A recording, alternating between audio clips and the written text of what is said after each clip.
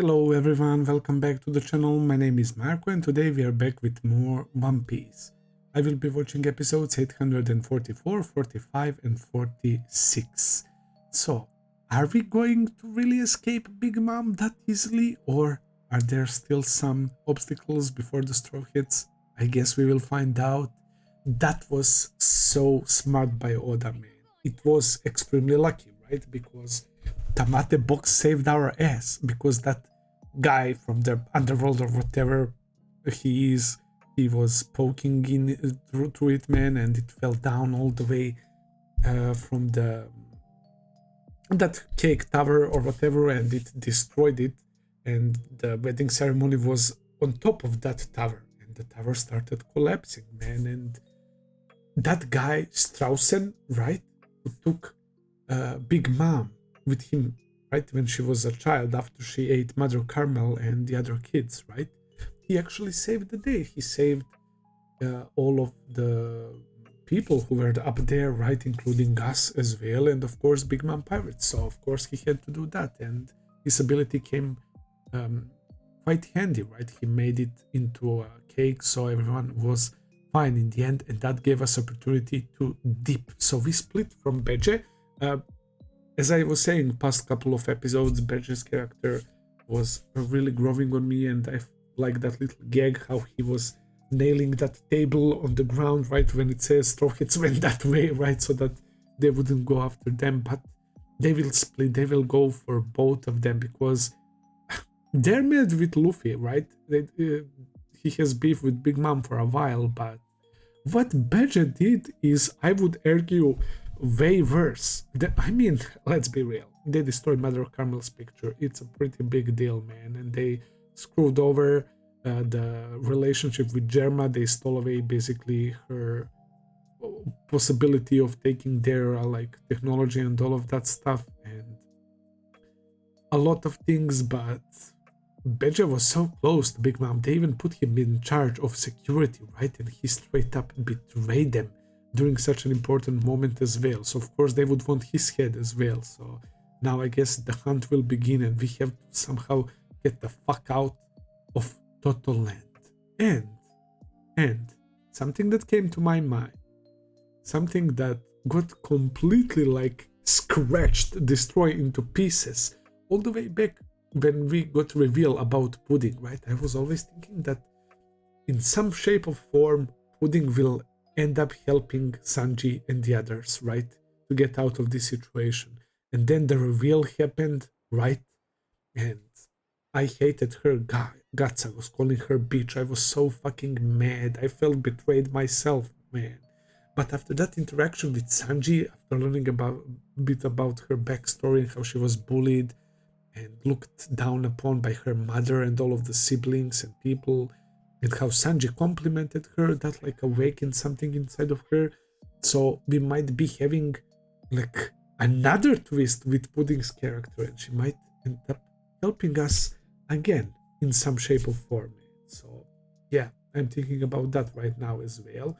Obviously we have Beckham still, who might be ended up being clutch again for us, but you never know, man. We have to get to the ship, which is no close at all. We have our like submarine shark as well, but if I remember correctly, not many people can fit in there. 2 or 3 tops. I think 2, maybe 3.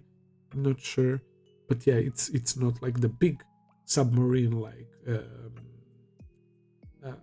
the one that Trafalgar Law has, right? His yellow submarine. So yeah, really curious to see how will we escape. It was also funny, of course, how Caesar was finally getting his heart back, right? And he was basically saying, oh, goodbye. Nobody was listening to him. He was calling them idiots, right? And all of that.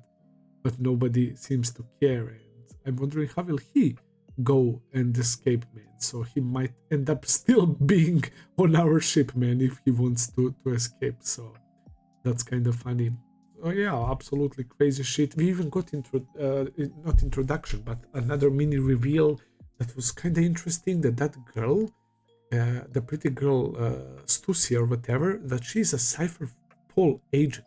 She's like infiltrating Big Mom's wedding ceremony, and she's also like being like a double agent because she's presenting herself as the like leader of the entertainment, like pleasure or whatever from the underworld, right? So that was pretty interesting. She was using one of those CP9 techniques, so there is that as well. And we saw the bird Morgans right taking pictures while he was falling down as well. He's a very, very dedicated journalist, so that was pretty funny. And yeah, Big Mom is freaking the fuck out. I think that she's in that frenzy again, just like she was when she wanted croquembouche and semla when she was young. Now she wants a fucking cake, man. So she started destroying shit again. So yeah, that's honestly kind of helpful in this situation because the sweet generals, her kids, and all of them ministers, right? They have to put her under control, which is not easy at all. Speaking of not being easy to put under control, Luffy wasn't even able to land a hit on Big Mom and she brushed him off while he was in Gear 4. I think that Oda basically told us there, look, Gear 4, right? Pretty cool, right? Pretty cool how Luffy powered up and defeated the Flamingo. That was hype, right? Well, you see, for these guys, emperors, that's not even close to landing a hit on them, especially not defeating them. So it's scary, man. It's fucking scary how much potential there is for these characters. So yeah, but the most hyped I am is to see like Shanks in action. That's something that I'm craving so badly, man. How can you have like 800 episodes of this show and I still didn't really see like him fighting seriously, man? But whenever he appears, I just know that he is the baddest man around, man. Like what he did on Marineford, right? Casually stopping a Kainu, right? Like, I don't know, man. And then there is like the strongest creature in the world as well, Kaido, and we see how fucking terrifying Big Mom is. Even though she doesn't seem like, maybe I'm like being complete idiot right here or something, but Big Mom is brutally strong, but she's relying more on Zeus and Prometheus, right? We know that she can use Haki, we saw that, but it's more like you can damage her, right? She's like a tank, but it's not like she's super fast and then she has some crazy moves and attacks that she can get you with easily, right? She's a monster because she can be harmed. I think that's the thing about Big Mom, that she's an absolute tank, man. So yeah, I'm excited for the next episode. So let's start episode 844. Let's go.